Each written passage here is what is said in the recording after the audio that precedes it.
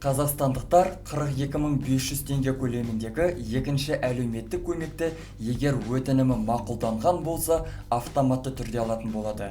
Екінші мәрте жаңа өтініш тасудың еш қажеті жоқ. Ал 20 ақпаннан бастап жұмысын жалғастыратын мекемелердің қызметкерлері екінші әлеуметтік көмекті ала алмайды.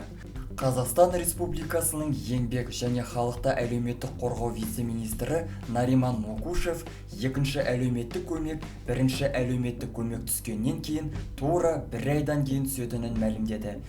Вице-министр бұл көмек тек елдегі төтенше жағдай мерзімінде ғана берілетінін атап айтты.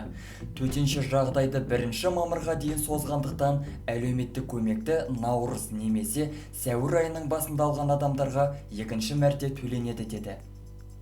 Ал екінші көмек бірінші көмекті алғаннан кейін 1 айдан кейін төленеді.